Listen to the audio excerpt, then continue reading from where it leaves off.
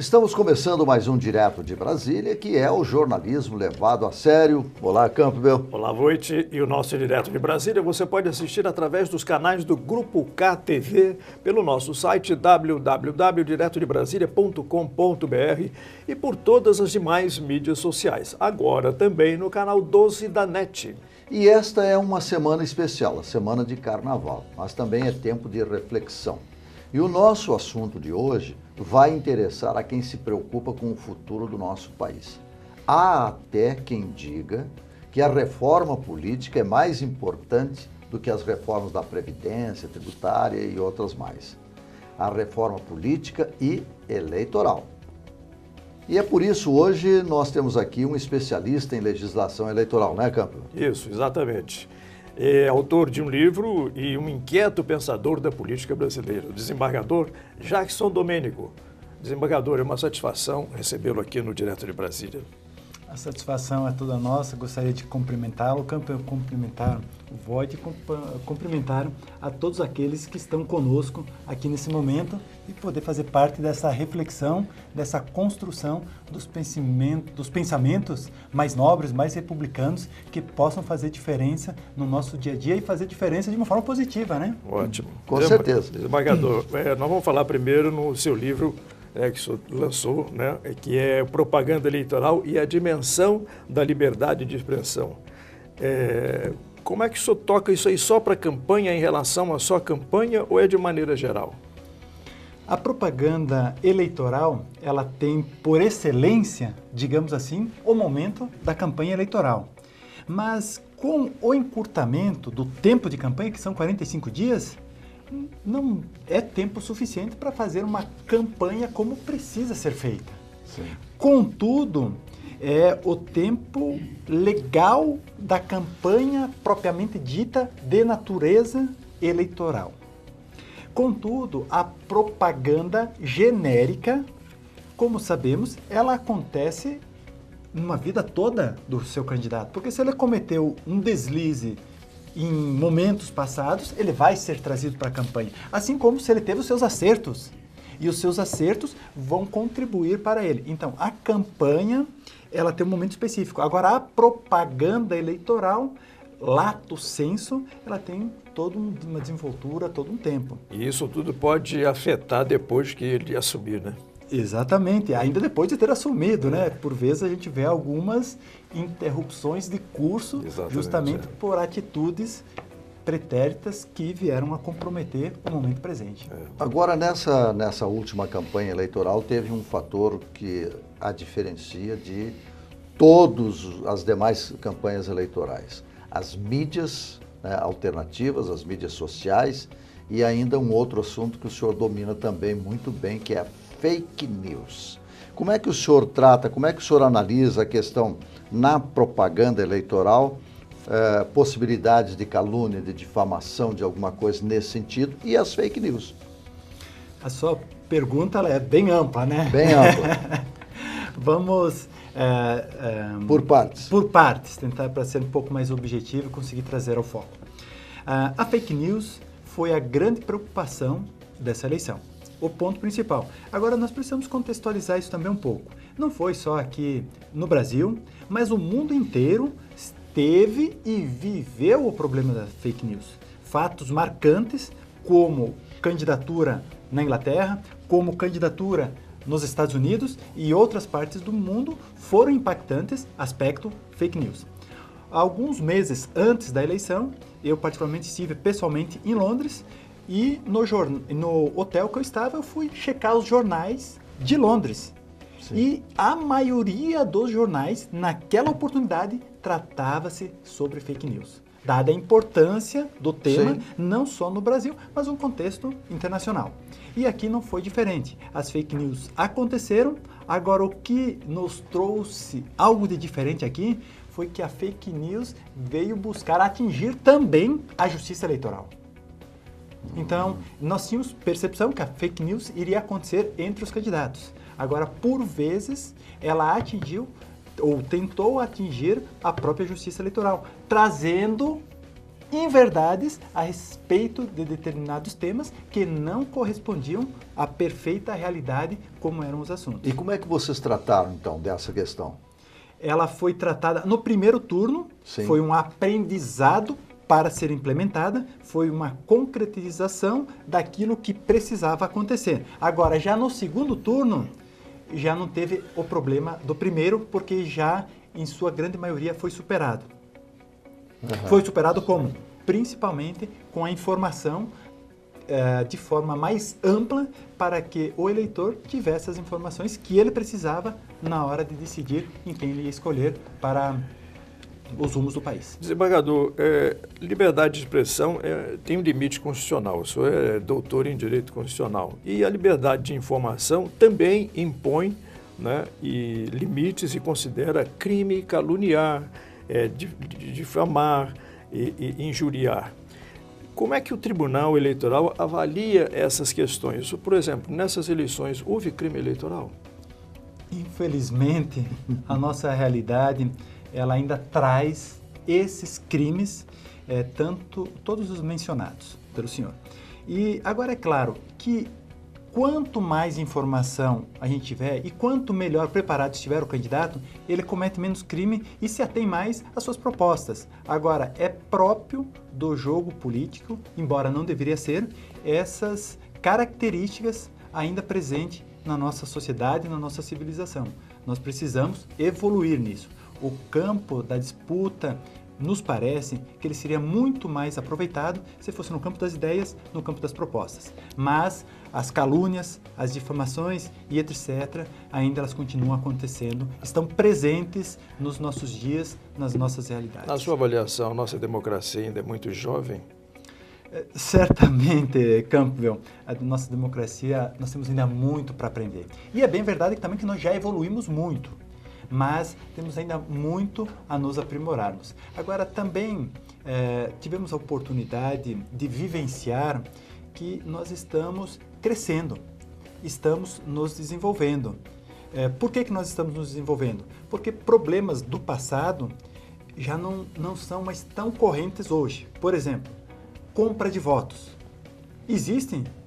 Ainda nós vemos, ainda tomamos decisões necessárias e enérgicas para afastar esse procedimento. Só que é numa quantidade muito menor do que já foi no passado não distante. E como é que o senhor analisa a questão, então, do Caixa 2? O Caixa 2 é uma grande problemática que nós precisamos superar. Se antes de exercer um cargo há uma problemática, seja Caixa 2, o nome dado, seja corrupção, que nós precisamos dar o nome para as coisas de forma precisa, se antes de entrar para ocupar a função pública há um problema dessa natureza, precisamos tratar com os rigores necessários esse tipo de procedimento. Nos parece agora, só para finalizar, que há uma preocupação maior, inclusive submetido ao Congresso Nacional, para que seja aprovado algo específico, contundente nesse aspecto. Desembargador, o senhor descreve no seu livro Propaganda Eleitoral sobre dominação nas organizações sociais. A propaganda é um dos temas utilizados nas organizações para esse tipo de evento, quer dizer, de dominar mesmo? Aí nós precisamos ser um pouquinho mais amplos. Vamos lá. Hoje isso é presente, mas não é um privilégio hoje nosso. Nós podemos pegar na pré-história, nós podemos passar na época da construção das pirâmides, os faraós, nós podemos chegar na época do descobrimento do Brasil. Sim. E nós podemos chegar em 1800 com Dom Pedro I, Dom Pedro II, podemos pegar a Era Vargas, podemos passar por Jânio, podemos passar por Collor, podemos passar pela última eleição e todos eles, a propaganda, ela acontece em dois aspectos principais. Um, denegrir o outro e o outro, valorizar o candidato. Então, são esses dois pilares principais que ela se pauta. Então, e a propaganda ela é muito ampla. Agora, claro, nossa legislação coloca os limites onde que ela pode acontecer. Por exemplo, uma empresa pública pode promover propaganda eleitoral? Não pode. Então, tem as características próprias, onde pode, onde não pode. Agora, a pessoa privada, pessoa física, pode ressaltar as suas qualidades dentro da forma própria? Ela pode. Ela precisa ressaltar o que ela tem de diferencial que vai trazer à sociedade. Então, é mais do que pode, ela precisa. E aí, o eleitor, obviamente, vai analisar entre os candidatos qual que tem a melhor aptidão para representar aquele cidadão que está escolhendo por um ou por outro. Agora, na sua opinião, como um estudioso do assunto, propaganda eleitoral, legislação eleitoral, quais as mudanças necessárias para o aperfeiçoamento do processo eleitoral e político brasileiro? A sua pergunta, de novo, ela traz uma característica de inteligência e de sabedoria muito ampla. Obviamente que isso não existe, não somos nós ou uma pessoa, seja ela quem for, que vai conseguir traduzir isso. Agora, existe uma grande verdade e que no começo do programa o senhor trouxe com tanto brilhantismo a questão do sistema eleitoral que precisa mudar. Então, ele tanto precisa mudar que o impacto das últimas eleições deixou isso claro. Especificamente, é uma mudança eleitoral atribuída ao Congresso Nacional. Como o Congresso Nacional fez, ainda de uma forma tímida, a população reagiu e fez a sua reforma eleitoral. Por que ela fez? É só pegarmos os índices. Qual foi a renovação do Senado Federal?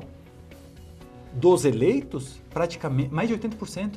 Dos eleitos? Dos eleitos, sim. Na Câmara Federal, expressivo, em torno de 60%, me parece, teria que pegar o termo bem preciso. Então, veja que o cidadão, o eleitor, fez a sua reforma eleitoral do seu jeito. Agora, a sua pergunta mais precisa, o que nós vamos fazer?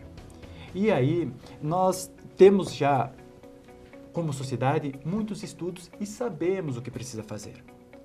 Aquilo que nós, toda entrevista, me parece, toda conversa, nós estamos cansados já de ouvir isso. Nós precisamos resolver. Corrupção, caixa 2, ponto número 1, tem que acabar.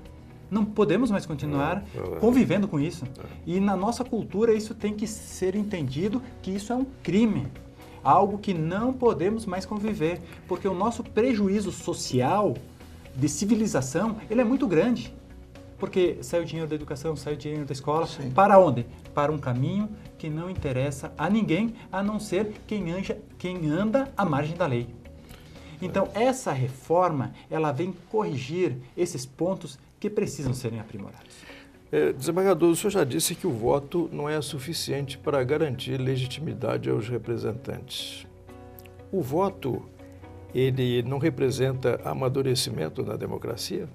Só com relação à sua colocação, talvez eu não fui tão claro, mas eu penso que o voto é legítimo, é necessário e mais, ele é indispensável para que nós possamos ter um grau de civilização mais elevado.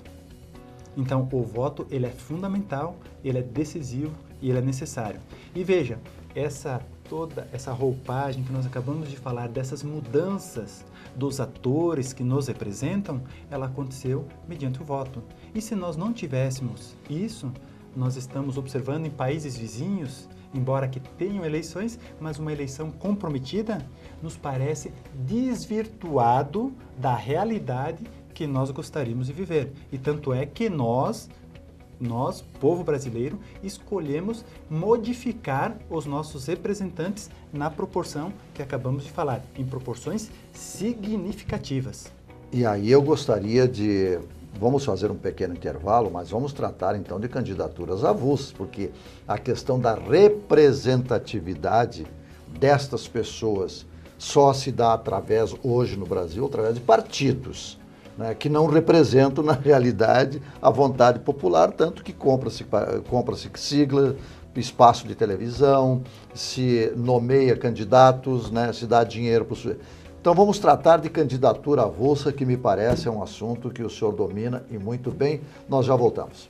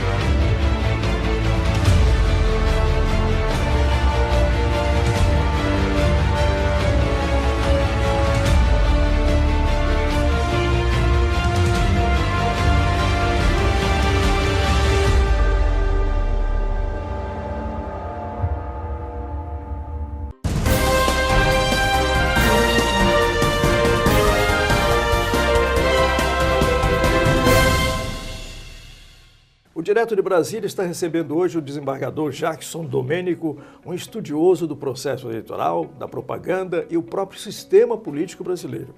Desembargador, vamos tratar agora de um assunto que é espinhoso, mas necessário, né? O tal fundo eleitoral, que o senhor está propondo, inclusive, a sua extinção. É isso? Não, eu não tenho opinião formada especificamente sobre isso. Agora, o fundo eleitoral, efetivamente, precisa ser refletido pela sociedade e pelos organismos próprios, que aí foge um pouco da nossa alçada. Agora, o país tem as suas instituições próprias para tratar desse assunto. Mas precisa ser tratado, né?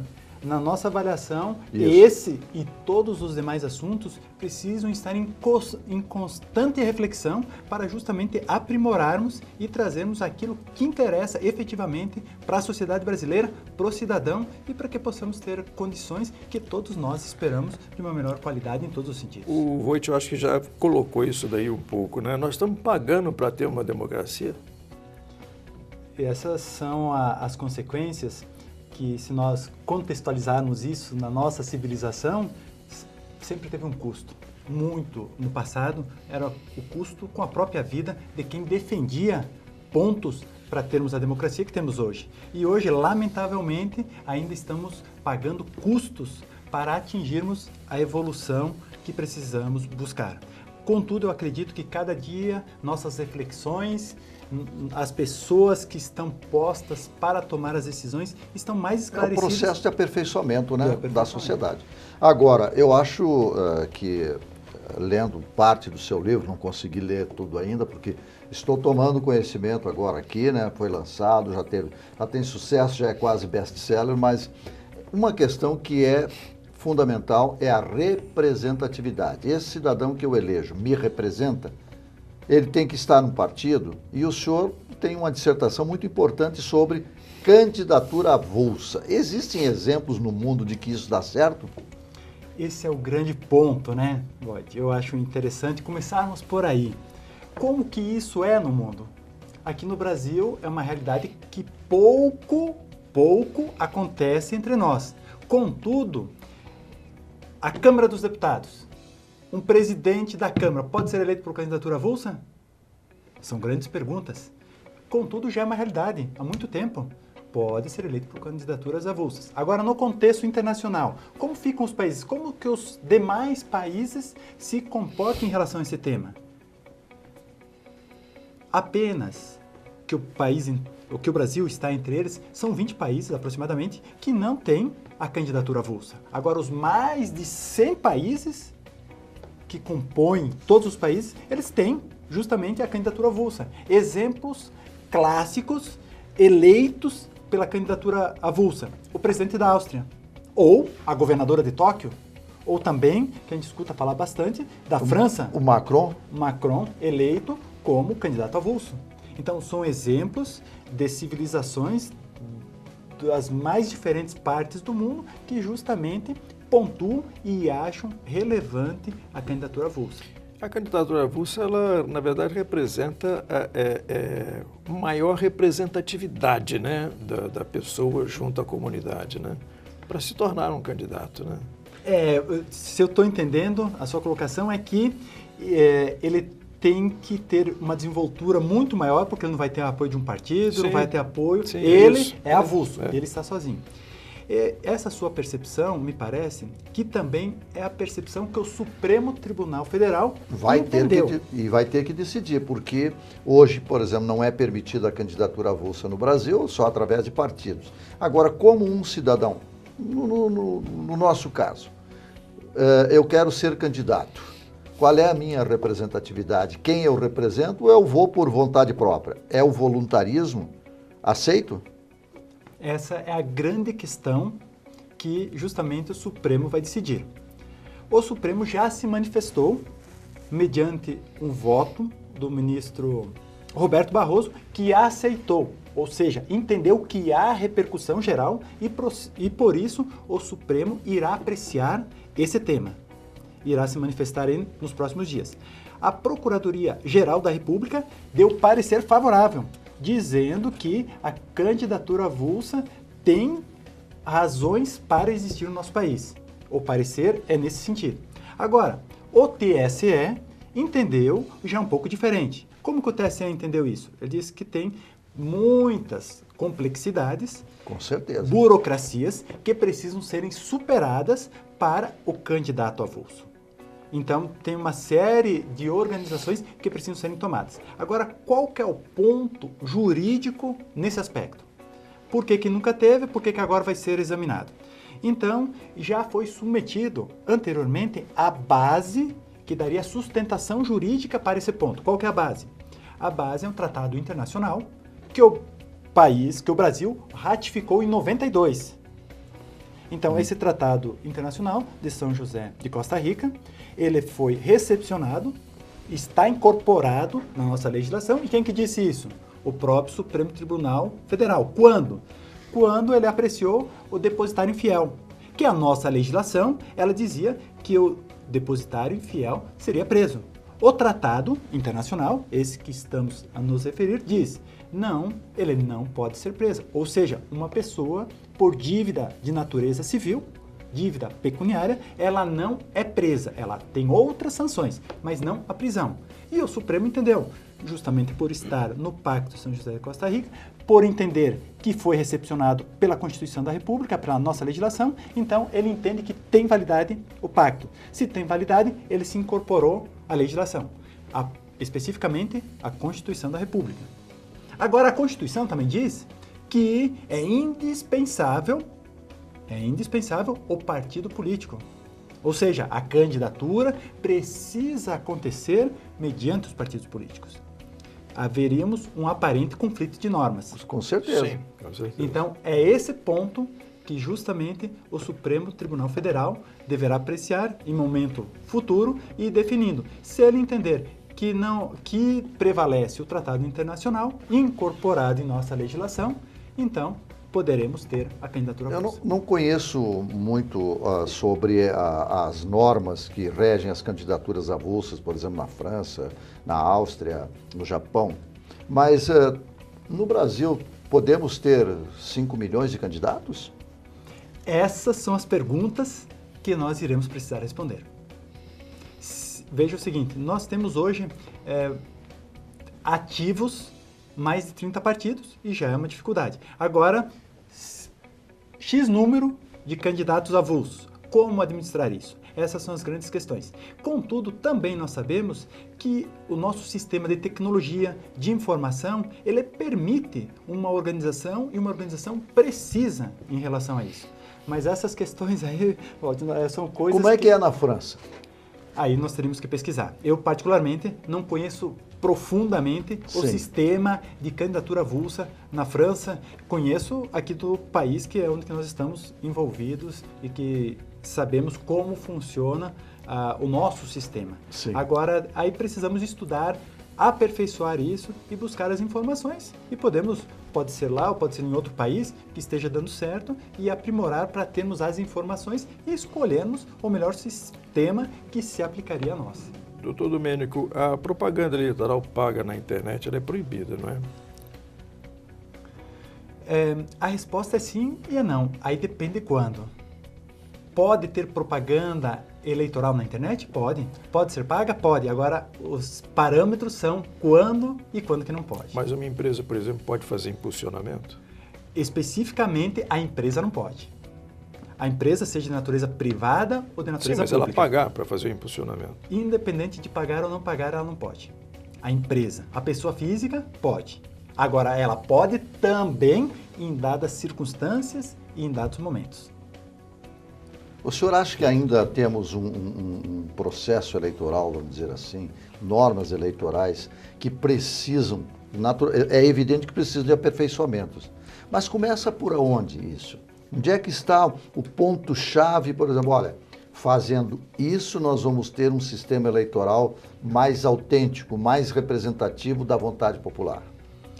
Eu acho que o ponto crucial que a sociedade espera, que todos nós esperamos, é que efetivamente a gente haja uma correspondência, uma participação efetiva. Ou seja, que as pessoas que nós escolhemos para nos representar efetivamente traduzam o nosso pensamento, aquilo que a gente acredita ser o melhor.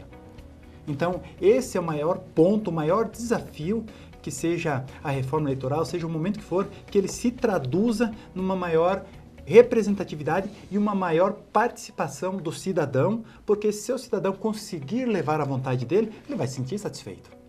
Seja o que for que ele pense. Tem cidadãos que nós não concordamos e sofrem sanções por agir em determinadas formas. Agora, existem cidadãos que são a maioria deles, a maciça maioria, com a índole perfeita, que querem um sistema funcionando, querem as coisas certas, querem as coisas justas, como devem acontecer. E esse cidadão, ele tem a expectativa que o seu representante haja dessa forma.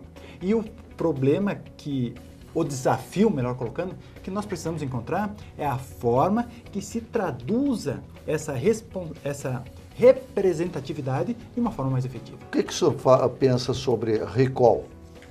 Recall, Porque nós temos que esperar 4 anos para retirar um candidato que não corresponda? Essa já foi uma realidade mais presente. Hoje, da forma que a Justiça Eleitoral está agindo, ela não espera mais 4 anos. Se nós estivéssemos falando, nem muito tempo, 20 anos atrás, teríamos essas dificuldades de uma forma muito intensa. Hoje não. Hoje, todos os cargos ocupados no país podem ser removidos antes dos 4 anos. Como nós vimos e como estamos lembrados que há pouco tempo tivemos, inclusive dos principais cargos do país, pessoas removidas dos seus cargos. Por quê? Porque não atenderam a expectativa ou mais, porque descumpriram a legislação ou por fatores outros que levaram essas pessoas a serem afastadas. O Brasil precisa, para avançar, de reformas, né? Tanto econômica quanto política. Só acho que os dois podem seguir juntos, porque nós temos a reforma da Previdência e agora a reforma eleitoral, que também se faz necessária, né? Todas elas são importantes. Aí nós temos os nossos representantes, que eles precisarão escolher e definir o que é mais importante para o país. E como nós estávamos conversando há pouco, se eles traduzirem aquilo que o cidadão espera deles, talvez eles tenham chance de continuar retornando. E se não, acredito que o nosso eleitor, que o nosso cidadão, cada dia ele está mais capacitado para fazer suas escolhas. E que nós possamos essas eleições, bem, né? Essas últimas eleições mostraram isso. Né? Exatamente. Desembargador Jackson Domênico, nós queremos agradecer pela sua presença aqui. O tempo passa muito rápido, né? Por isso que já fica o convite para uma próxima, viu? Muito obrigado. Gostamos, eu acho que é importante a gente esclarecer aí a população e ficamos muito felizes de tê-lo recebido aqui no nosso Direto de Brasília hoje. Eu também fico muito satisfeito de estar aqui contigo, estar aqui com o Campbell e, sobretudo, fazer uma reflexão sobre isso. Porque quanto mais informação, quanto nós refletirmos mais a chance de nós acertarmos. E acredito que todos nós queremos acertar. Então, eu queria parabenizar o programa, gostaria de parabenizar a iniciativa, a abertura de compartilhar mais informações para que todos nós possamos escolher melhor. Se o senhor estiver disposto e a Stephanie liberar aí, nós podemos fazer isso mais assiduamente, viu? Já está aberto o espaço. E a você que nos acompanhou aqui no Direto de Brasília, muito obrigado pela sua audiência e até uma próxima.